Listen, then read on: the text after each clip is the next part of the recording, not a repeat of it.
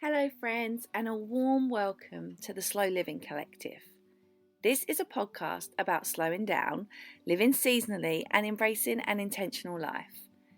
So, introductions. I'm Amy. I'm a 30-something mum of two, homemaker, home educator, and allotment gardener.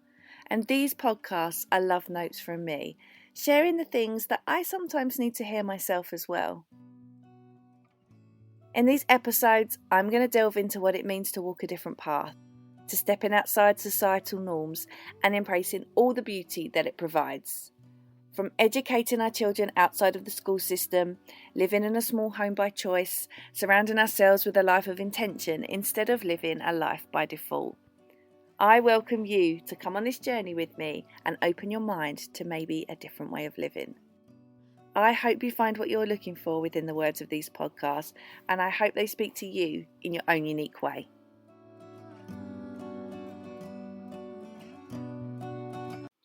Hi everyone, and welcome back to another episode of the Slow Living Collective. Today I want to celebrate and share with you all about our first year on our allotment plot. Tell you the story about why we decided to get an allotment and some of the things we've grown and why it's just such a wonderful space for us. It's funny because prior to the pandemic, I don't really think I ever thought about having an allotment. And like I've said in previous podcasts, particularly when I talk about slow and simple living, the pandemic reframed a lot in my mind and our mind as like a family unit and how we live and grow in this world, I guess. And it came to my mind in 2020. Obviously, we spent a lot of the year isolated, locked down, a lot of the year at home, and we live in a flat. We live in a split level flat. I think I've mentioned that probably multiple times before. We live in a split level flat, and although we do have outside space, we have a good sized balcony, and we have done amazing things on our balcony. It has been a garden, it has been our growing space, it has been our play space. The pandemic really brought home, the space we had. We were incredibly grateful for our balcony, and we spent a lot of time out there.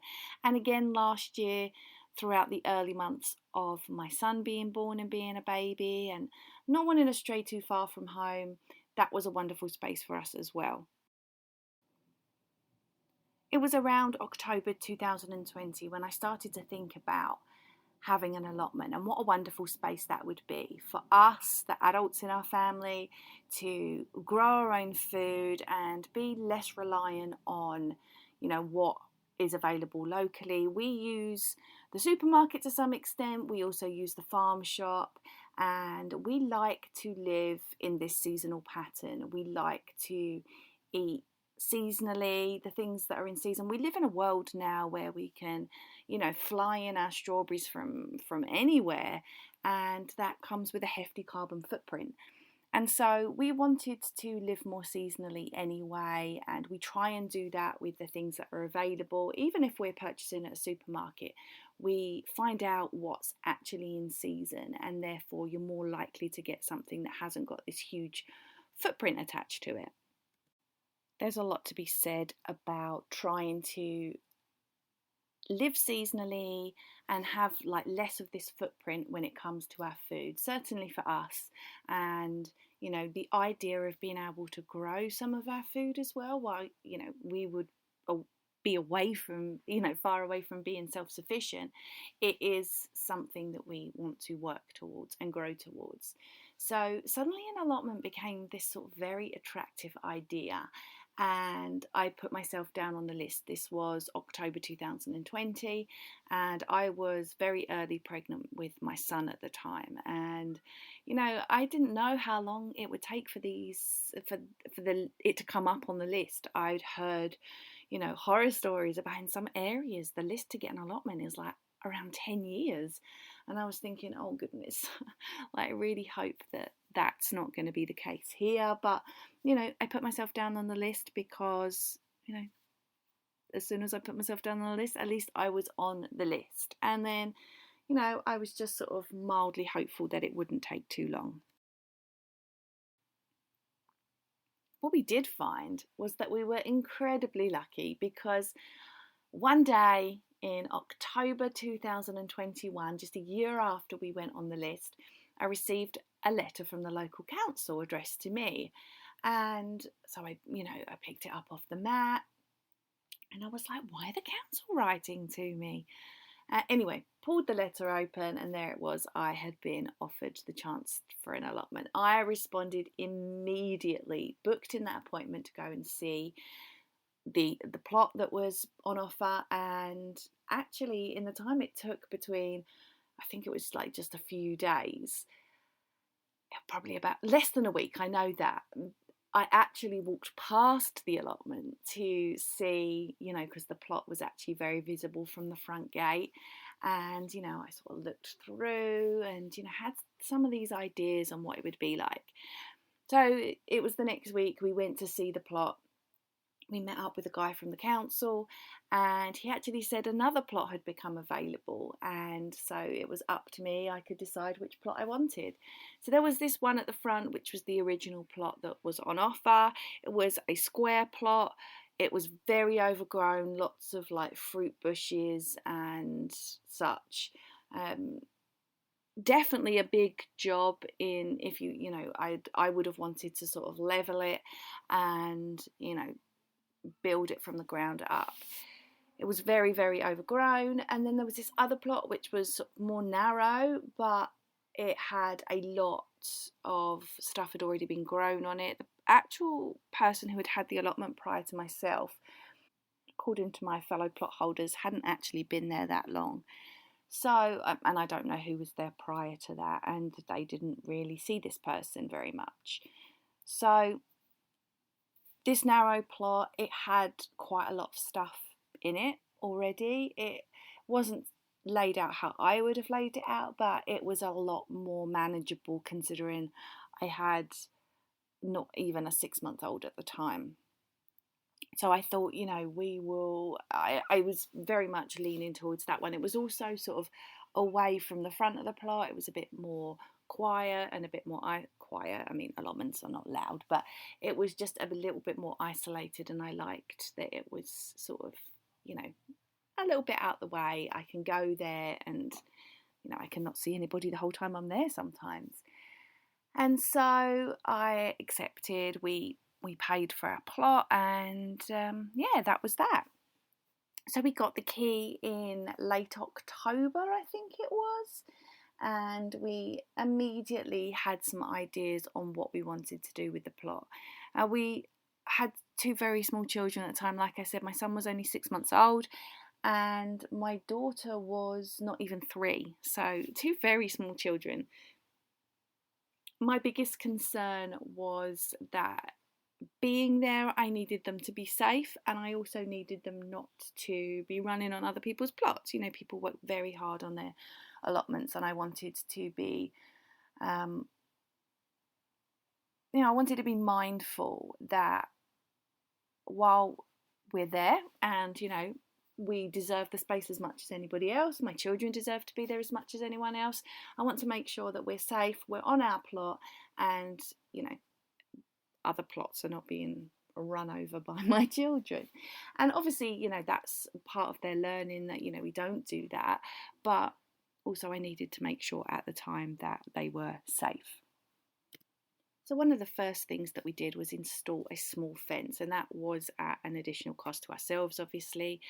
Lots of people gather stuff for free or like a low price, getting things through marketplace and things, and we have utilised that, which I'll go on to in a minute. But yeah, most of the time we have purchased things secondhand or been able to pick things up for free. But in this instance, we just actually paid for the kind of fence that we want. And it wasn't the cheapest, but it was a small, like a PVC fence. It goes around the entirety of our plot. We made like a little gate in it, and it's high enough that we can actually step over it, but also high enough that we can keep the children, they can't get through it and they're safe. The plot's huge. Our plot is really long and it's a really good size. The kids love running around and digging in the dirt, and we have even more plans for next year on, making it a more of a kid-friendly space. But it's a work in progress, as these things are. So we installed that fence, and then once that was done, we were able to get to work on some more of the plot things, because it's difficult when you're like, I had my son, my 6 month old, he, had him, wearing him on my back, and then, chasing after a 2-year old. Once that fence was up, it was a safe space. I could easily keep my eye on my daughter, and she could have that freedom, and I wasn't always yelling, come here, do this, do that. And yeah, it was just nice to have that sort of safety net. So once we'd installed the fence, we found that everything else sort of like just naturally came to us. So the first thing we wanted to do was move our compost heap. Now, there was a double compost heap. It wasn't very well utilised, and it was made from pallets. And we decided that to effectively be able to plan our plot how we wanted it, we would need to move the compost heap to the far end. So that took quite a few days. We obviously had to reduce the piles of compost and then be able to move the structure and replace it, and then after that, then put the compost back in. It wasn't the most effective way of composting. It still isn't the most effective way of composting, and it's something that is actually in our plans for this coming winter, which I'm going to talk about in a bit. So we moved the compost heap, and from there we were able to then quite quickly, using some string as a guide, we were able to sort of lay out and mark out how we were going to do our beds. And I ummed and ahed about whether to do raised beds or actually in-ground beds, and I went for in-ground beds because that's what had previously been there, and the guy before us had seemingly been incredibly successful. So I was fairly confident that, the soil was good enough. Something within my gardening is I try and practice organic gardening as much as possible. I actually haven't used anything at all other than planting my seeds and plants directly into the ground and watering them. I haven't used any feed. I certainly don't use any chemicals. And so I want things to be as natural as possible. And I know for the first couple of years it's going to be like trial and error, figuring out what works, what doesn't work, making sure we have a rotation going. And so we have a number of beds. I think we have 7 beds of decent size. They're about 3 meters long each. We have about 6 or 7 beds. I can't really remember. And then we have one really long bed along the side that runs the entirety of the plot. And I really, really like it. I really like how it's turned out. And we were able to pick up some free slabs. I say my husband picked up some free slabs from Facebook Marketplace, and we were able then to sort of lay somewhat of a path, so when it gets, particularly muddy and stuff, we have something that's isn't just not going to become squelchy mud. And so we were able to do that, and we've laid a lot of path. It's just like stepping stone kind of thing, just something for us to stand on, for the kids to stand on. And we haven't got quite enough that we've managed to do all the way between the beds as well, like, because we've got like bed pathway, and so maybe in the spring, when hopefully some more slabs come up, we can grab them and finish off the path. After we had done the fencing, I was very keen to sort of, I guess, repurpose or recycle a lot of stuff as much as possible. Now, obviously, like I said, we paid for the fence. We got the slabs for free. And we had like a lot of things like the bamboo canes there already. I have purchased some just to be able to do some things I wanted. My granddad gave me some netting, so I was able to do some stuff with that. I was able to create like a brassica cage out of some netting and like the fine mesh netting, and some bamboo canes. That's something that I plan to sort of, as time goes on, get better at doing and better at creating. And yeah, it's been a good year. We have grown parsnips. They did really well, better than I expected, because a lot of people told me that parsnips were quite hard to grow. But when I did the beds, I did dig them over at first. I intend to go to no dig at some point, but I'm just figuring myself out at the moment, and I'm not diving in with too many different things. So I did dig the beds, and I might do no dig on a couple of beds over this coming winter. That is something that I'm thinking about. So that's I've been collecting a lot of cardboard, so it's something that I really sort of need to get my finger out and think about. Maybe by the time this podcast airs, I will have done that. And yeah, so I did dig over the beds. I did sieve the beds because there was a lot of stones. So I did sieve, and we've grown really well, actually. And I know digging can like alter the structure and composition of the soil. So no dig is something that I do want to progress to, but I'm not, forcing myself to do too much too quickly. And anyway, so we did the parsnips. They grew really well, and we haven't eaten any of those yet. We've actually put them away, and we've frozen them ahead of winter. So that's something that, because parsnips are in season at the moment, so I like to save some of these things for when they're not in season. So we have a chest freezer, a small chest freezer, because we live in a small home, but having an additional freezer was something that we felt was a purchase that would be really worthwhile to us.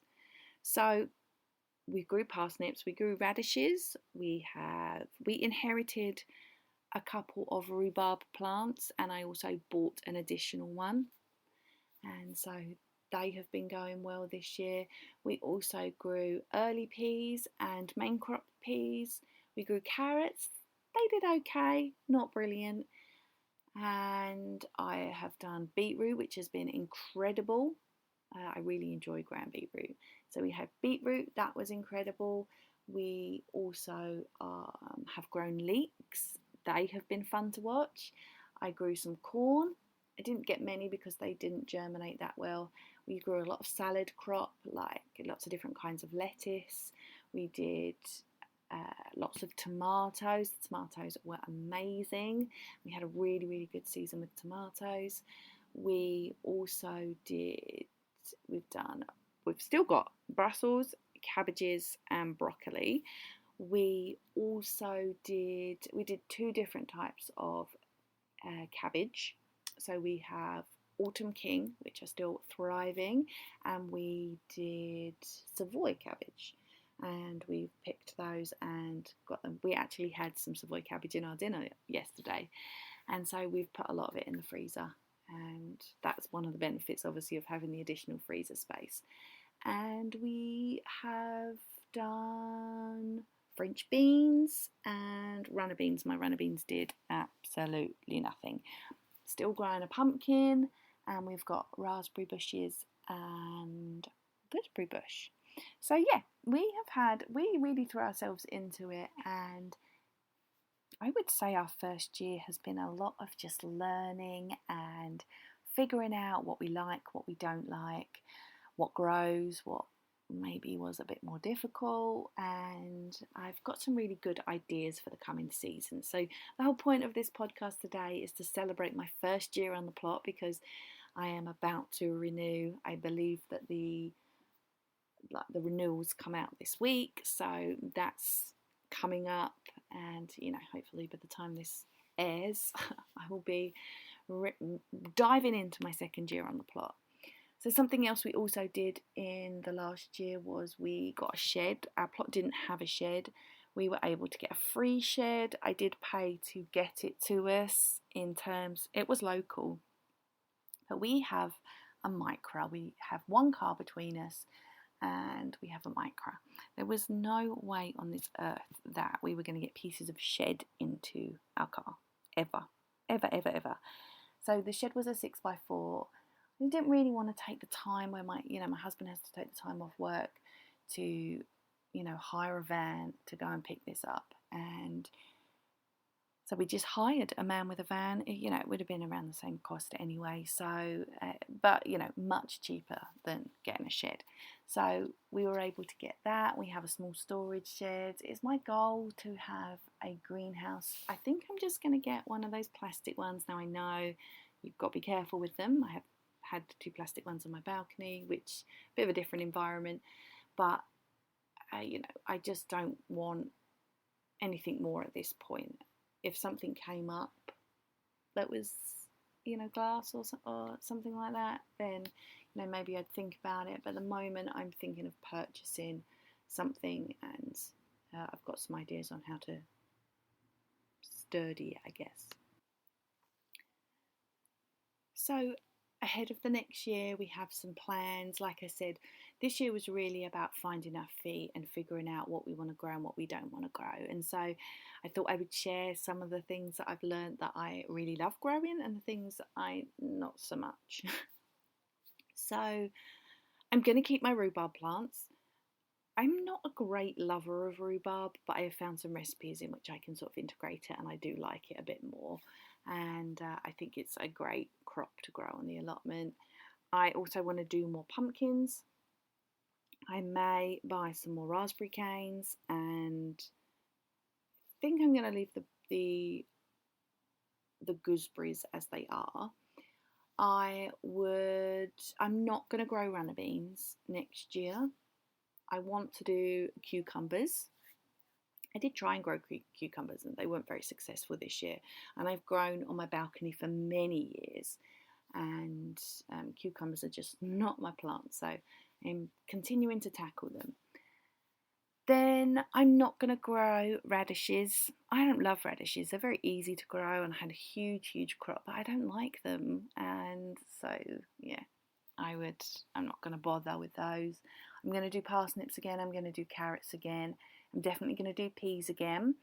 I didn't mention earlier, but I did potatoes as well, and I want to do a lot more potatoes. We had a good crop of potatoes, but I would like to do more.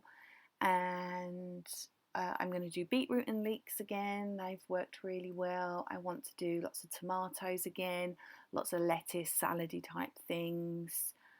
I want to do brassicas again, so like cabbages, Brussels sprouts, broccoli. I would quite like to do, I don't think I'm going to do French beans again. They were fine, but I just don't think I'm going to do them. I quite like growing them, but yeah, I just don't think I'm going to do them. I'd love to do more corn. I would like to have quite a lot of corn. I also think I'm probably, I don't know if there's anything that I didn't grow this year that I'd like to try. Maybe. But those are the sort of things that I'm thinking. Another big thing I want to do this year is redo the compost. Now, the compost, like I said, was like one of our first tasks, and it's worked for the season, but it hasn't really worked. We really want to move into really making a lot of our own compost, and just having this sort of like constant cycle where we're able to compost it down, and that we're not, if we don't have to buy compost, that would be wonderful. Now, you may or may not know, peat-free compost is being phased out, and I've not heard great things. I did okay with my compost this year, but I've heard people having issues with some of the peat-free composts. I would love to really just create our own compost and have our allotment as this sort of constant cycle, and without too much outside input. Like I said, I haven't done like any feeds or anything, and I've had a really successful year. I don't know if that's going to be the same always, but so composting is something I'm looking at. Yeah, I'm basically looking at just different ways that I can sort of head into this second year, this second season on the allotment. More composting, really focusing and sort of, I guess, niching down on the things I really, really love and love to grow. And the allotment for us is not just a space where we can grow our own food. That's super important to us, especially with this simple seasonal living that we try and embrace as much as possible. Having our own food source is something that is really important to us, and we've got long-term goals. Homesteading would be like the dream. At the moment, we just doing what we can do within sort of the remit that we have. And yeah, so it's been a wonderful first year on the plot. But not just the growing of the food, but just like the mental health aspect, and just being outside and being able to be in the fresh air so much just feels so good. We spend a lot of time outside. We do something, I don't know, some of you may have heard of this, some of you may not, but we every year do 1,000 hours outside, and it's sort of like this initiative to try and get you to spend more time outside, and you just record your hours. And it's something that we personally quite enjoy, and we quite enjoy tracking our time outside. And it's mid-October when I'm recording this, and we are, I think, like 60 or 80 hours away from hitting our 1,000. So, and that obviously we started in January, so it runs until the very end of December. And so, yeah, we've had a wonderful time outside this year. It's been epic, and our first year on the plot has been wonderful. I'm really excited for year 2. I'm really excited to see how I can improve on what I did last year. And so my plan now, from this sort of autumn time, is to get the plot some sort of shape. I have been doing that over the recent weeks. Get the plot in some sort of shape and get some of that no dig stuff sorted and ready for the winter. Get the plot sort of tucked in. I know lots of people do growing over winter. It's not my plan this year because I've got a lot of other plot things that I want to get done and change some bits up, get the compost area done. So I am going to bed the allotment down for winter this year, and protect the plants that need protecting. And then I'm going to work on, I'm going to take a little time off. I did the same last year inadvertently because I had mastitis last year, but I'm going to take some time off, like throughout December, I think, and maybe January too. And then, just stroll into the new year. And I've got this list of things that I want to get done. The compost I want to get done, just think about some organising, some stuff for the kids. I want to build a raised bed for the kids. I want to grow more flowers next year. I didn't grow any flowers this year, and I want to do a little bit of that. So who knows? We will see. But I will, of course, take you along on the journey.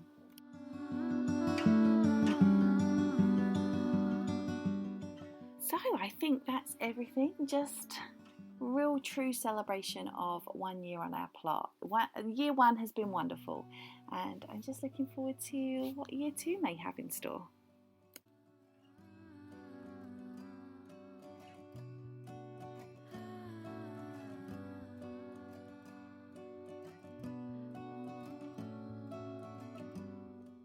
Thank you so much for tuning into today's episode. I am beyond grateful to have you here.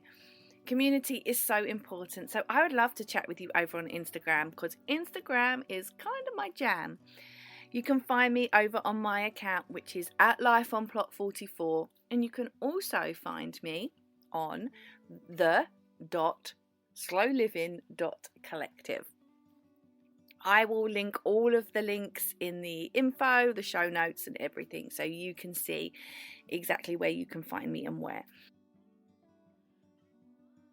My podcasting friends have always told me that podcasts live and die by their reviews, so if you're able to leave a rating or a review on this one, I would appreciate that so much. And of course, if you're able to share what I do here on your social media platforms, I would be so grateful too. In this episode, I also mentioned my podcast I do with Talia. You are welcome to come over there and join us. We talk about everything. Honestly, everything. You can find us at Slow the Heck Down Pod, and you can obviously search us wherever you listen to your podcasts, and our podcast is called Slow the Heck Down. Thank you again for tuning in, and I will be back soon with another episode.